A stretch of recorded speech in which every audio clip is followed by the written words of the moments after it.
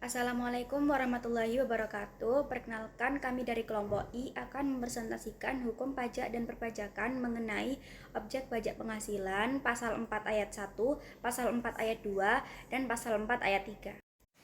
Perkenalkan, nama saya Halimatus Sa'diyah dengan NPM akhir 105. Perkenalkan, nama saya Iqbal Batizain dengan NPM akhir 212. Perkenalkan, nama saya Desilia Dewi Susanti dengan NPM akhir 332. Baik, di sini ada pasal 4 ayat 1, yaitu yang berbunyi yang menjadi objek pajak adalah penghasilan, yaitu setiap tambahan kemampuan ekonomis yang diterima atau diperoleh wajib pajak, baik yang berasal dari Indonesia maupun dari luar Indonesia, yang dapat dipakai untuk konsumsi atau untuk menambah kekayaan wajib pajak yang bersangkutan dengan nama dan dalam bentuk apapun, termasuk yang pertama di sini ada A, penggantian atau imbalan berkenaan dengan pekerjaan atau jasa yang diterima atau diperoleh, termasuk gaji, upah, tunjangan, honorarium, komisi, bonus, gratifikasi, uang pensiun, atau imbalan dalam bentuk lainnya kecuali ditentukan lain dalam undang-undang ini. Yang selanjutnya ada B, hadiah dari undian atau pekerjaan atau kegiatan dan penghargaan. Yang C adalah laba usaha. Kemudian ada D, keuntungan karena penjualan atau karena pengalihan harta, termasuk di sini ada nomor 1, yaitu keuntungan karena pengalihan harta kepada perseroan, persekutuan, dan badan lainnya sebagai pengganti saham atau pernyataan modal. Yang kedua ada keuntungan karena pengalihan harta kepada pemegang saham, sekutu atau anggota yang diperoleh perseroan, persekutuan, dan badan lainnya.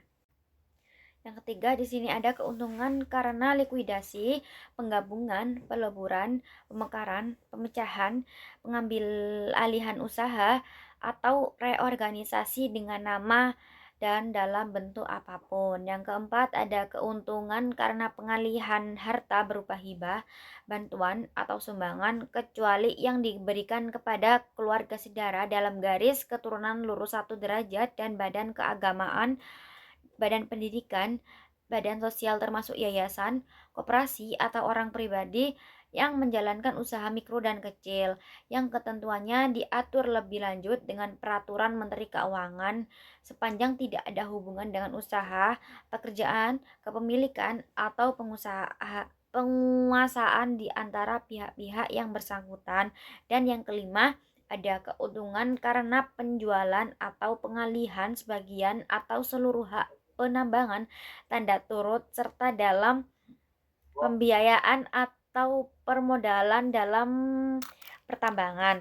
Yang ke E ada penerimaan kembali pembayaran pajak yang telah dibebankan sebagai biaya dan pembayaran tambahan pengembalian pajak. Yang F ada bunga termasuk premium, diskonto, dan imbalan karena jaminan pengembalian utang. Yang G ada dividen dengan nama dan dalam bentuk apapun, termasuk dividen dari perusahaan asuransi kepada pemegang polis dan pembagian sisa hasil. Selanjutnya di sini hasil usaha koperasi. Selanjutnya ada H, royalti atau imbalan atas penggunaan hak. Kemudian ada I, sewa dan penghasilan lain sehubungan dengan penggunaan harta. Nah, di sini ada poin I, yaitu sewa dan penghasilan lain sehubungan dengan penggunaan harta. Poin J, penerimaan atau perolehan pembayaran berkala. Poin K, keuntungan karena pembebasan utang, kecuali sampai dengan jumlah tertentu yang ditetapkan dengan peraturan pemerintah. Yang ke L, keuntungan selisih kurs mata uang asing. Yang ke M ada selisih lebih karena penilaian kembali aktiva. Yang ke N ada premi asuransi. Yang kemudian O ada iuran yang diterima atau diperoleh perkumpulan dari anggota yang terdiri dari wajib pajak yang menjalankan usaha atau pekerjaan bebas. Yang P ada tambahan kekayaan neto yang berasal dari penghasilan yang belum dikenakan pajak. Q penghasilan dari usaha berbasis syariah. R imbalan bunga sebagaimana dimaksud dalam undang-undang yang mengatur mengenai ketentuan umum dan tata cara perpajakan. Dan yang ke S ada surplus Bank Indonesia. Selanjutnya, kita akan membahas tentang pasal 4 ayat 2. Sesuai dengan ketentuan pada ayat 1, penghasilan-penghasilan sebagaimana dimaksud pada ayat ini merupakan objek pajak. Berdasarkan pertimbangan-pertimbangan antara lain yang pertama, perlu adanya dorongan dalam rangka perkembangan investasi dan tabungan masyarakat. Yang kedua, kesederhanaan dalam pemungutan pajak. Yang ketiga, berkurangnya beban administrasi baik bagi wajib pajak maupun Direktorat Jenderal Pajak. Yang keempat, pemerataan dalam pengenaan pajaknya. Dan yang terakhir, memerhatikan perkembangan ekonomi dan moneter. Atas penghasilan-penghasilan tersebut perlu diberikan perlakuan tersendiri dalam pengenaan pajaknya. Perlakuan tersendiri dalam pengenaan pajak atas jenis penghasilan tersebut termasuk sifat, besarnya, dan tata cara pelaksanaan pembayaran, pemotongan, atau pemungutan diatur dengan peraturan pemerintah. Bunyi pasal 4 ayat 2 adalah penghasilan di bawah ini dapat dikenai pajak bersifat final. A. Penghasilan berupa bunga deposito dan tabungan lainnya, bunga obligasi dan surat utang negara, dan bunga simpanan yang dibayarkan oleh koperasi kepada anggota koperasi orang pribadi. Obligasi sebagaimana dimaksud pada ayat ini termasuk surat utang berjangka waktu lebih dari 12 bulan seperti medium term note dan floating rate note yang berjangka waktu lebih dari 12 bulan. Surat utang negara yang dimaksud pada ayat ini meliputi obligasi negara dan surat perbendaharaan negara. B. Penghasilan berupa hadiah undian. C. Penghasilan dari transaksi saham dan sekuritas lainnya, transaksi derivatif yang diperdagangkan di bursa, dan transaksi penjualan saham atau pengalihan penyertaan modal pada perusahaan pasangannya yang diterima oleh perusahaan modal Ventura. D. Penghasilan dari transaksi pengalihan harta berupa tanah dan atau bangunan, usaha jasa konstruksi, usaha real estate, dan persewaan tanah dan atau bangunan. Dan E. Penghasilan tertentu lainnya, yang diatur dengan atau berdasarkan peraturan pemerintah. Pasal 4 ayat 3 yang dikecualikan dari objek pajak adalah A. Satu bantuan atau sumbangan termasuk zakat yang diterima oleh badan amil zakat atau lembaga amil zakat yang dibentuk atau disahkan oleh pemerintah dan yang diterima oleh penerima zakat yang berhak atau sumbangan keagamaan yang sifatnya wajib bagi pemeluk agama yang diakui di Indonesia yang diterima oleh lembaga keagamaan yang dibentuk atau disahkan oleh pemerintah dan yang diterima oleh penerima sumbangan yang berhak yang ketentuannya diatur dengan atau berdasarkan peraturan pemerintah. Dan yang kedua, harta hibahan yang diterima oleh keluarga sedara dalam garis keturunan lurus 1 derajat, badan keagamaan, badan pendidikan, dan badan sosial termasuk yayasan, koperasi atau orang pribadi yang menjalankan usaha mikro dan kecil, yang ketentuannya diatur dengan atau berdasarkan peraturan Menteri Keuangan, sepanjang tidak ada hubungan dengan usaha, pekerjaan, kepemilikan, atau penguasaan di antara pihak-pihak yang bersangkutan. B. Warisan. Selanjutnya C. Harta yang termasuk setoran tunai yang diterima oleh badan sebagaimana dimaksud dengan pasal 2 ayat 1 huruf B sebagai pengganti saham atau sebagai pengganti penyertaan modal. D. Penggantian atau imbalan sehubungan dengan pekerjaan atau jasa yang diterima atau diperoleh dalam bentuk natura dan atau kenikmatan dari wajib pajak atau pemerintah, kecuali yang diberikan oleh bukan wajib pajak. Wajib pajak yang dikenakan pajak secara final atau wajib pajak yang menggunakan norma perhitungan khusus sebagaimana dimaksud dalam pasal 15. E.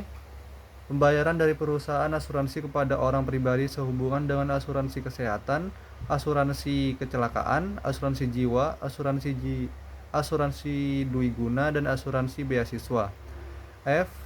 Dividen atau bagian laba yang diterima atau diperoleh perseroan terbatas sebagai wajib pajak dalam negeri, koperasi, badan usaha milik negara atau badan usaha milik daerah dari penyertaan modal pada badan usaha yang didirikan dan bertempat kedudukan di Indonesia dengan syarat 1. Dividen berasal dari cadangan laba yang ditahan.